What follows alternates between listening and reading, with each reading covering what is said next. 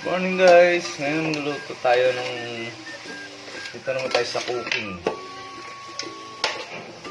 ng Manoles Family Vlog. Nagluluto si Julian, yung manok na itim.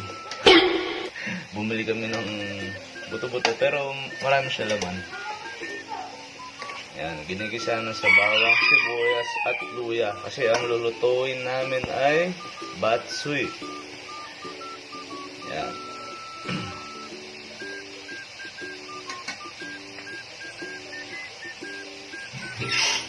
Yung sinabawang may dugo. Yan. Nalagyan na ng patis. Pampalasa.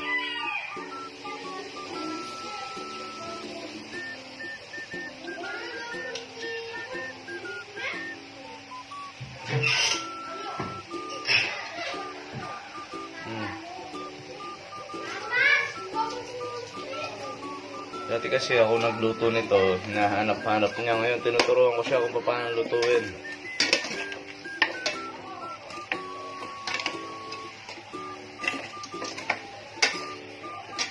Siyempre, gigisahin lang ng maigi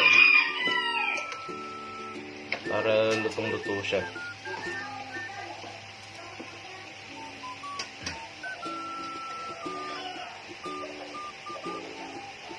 A few moments later. Ito guys, napakuluan na. Pinakuluan na namin ng maigi. Tapos nilagyan na namin ng kanina, mga pampalasa.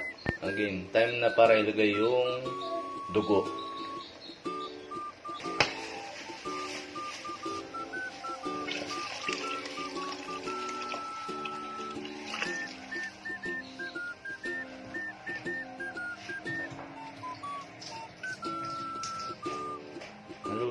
Haluin lang ng haluin para hindi siya mamuo.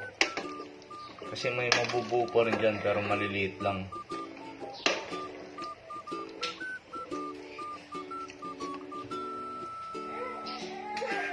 Picnic, kunin niya.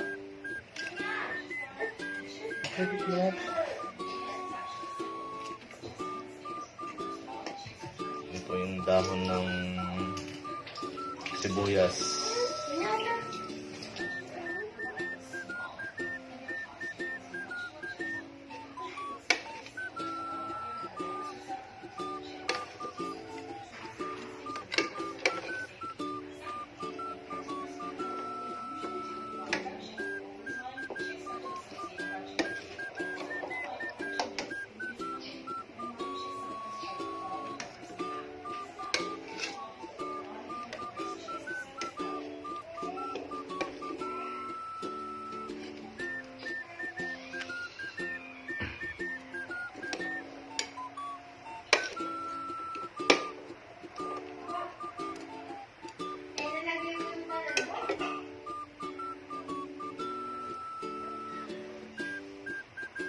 Yan. Tapos pagka kumulo na, antay lang maluto ng konti. Tsaka natin tikman para kung matabang o anong lasa,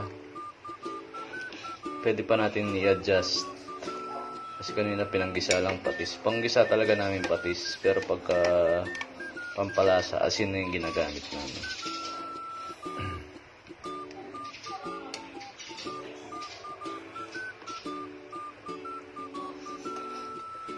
Bango.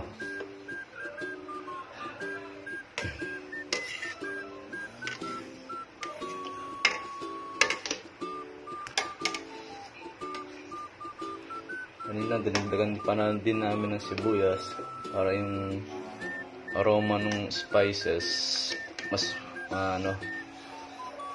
lumutang. Kasi moron sibuyas to eh.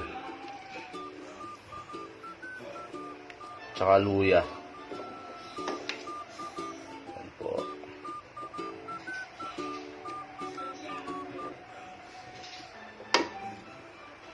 Kailan natin kumulo, tapos haluin ulit natin. 2,000 years later. Ito na guys, napakaluan na. Tapos kadalasan ang dugo niyan, mamumuo lang ng hindi ka mukha sa dinuguan. Ibang luto naman kasi ang dinuguan sa batsui.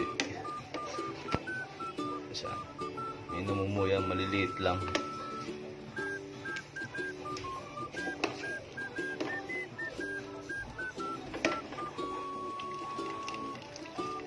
Ganun, halos ganun lang kalaki. Ganyan.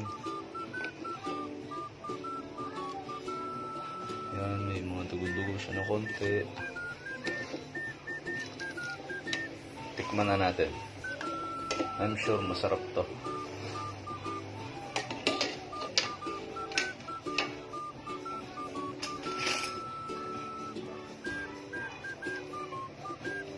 Ito na.